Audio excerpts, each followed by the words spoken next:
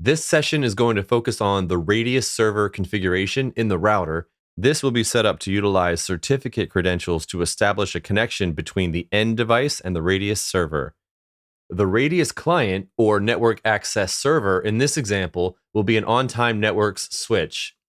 So the end device, or supplicant, will be connected to a switch port. Then the switch and the radius server will communicate using the Extensible Authentication Protocol, or EAP, to accept or deny the user request. If the request is accepted, then the end device will be granted access to the network. Okay, this router has a radius server configured. Let's take a look at the syntax. To copy the syntax used in this example, check for that in the video description. Okay, we need to navigate to Configure and Aries. Here is the radius server configuration.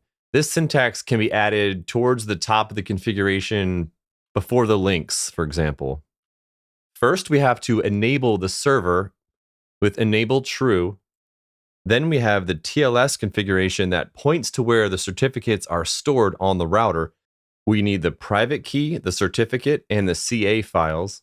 For detailed information on importing certificates, that video will be linked here.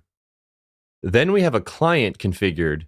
This client is called switch1. The IP address of the switch is 192.168.10.1. Of course, use a more secure password, but the secret key here is password.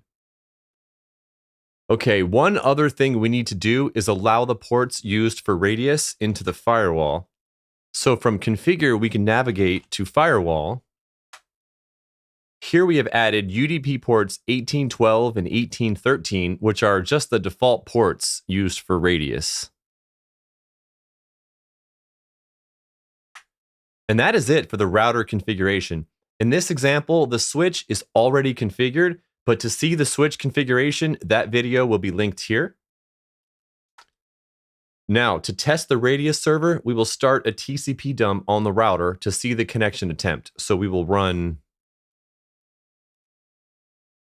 netdump interface eth0 filter port 1812. We can just filter on port 1812 to see this. Let's run that TCP dump. Okay, now let's initiate the connection from the end device.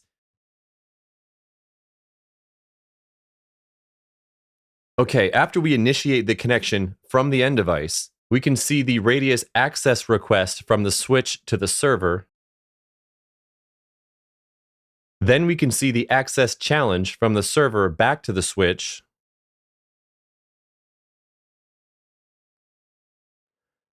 Then after a few messages back and forth, we finally see the access accept from the server back to the switch, so the end device has been granted access to the network.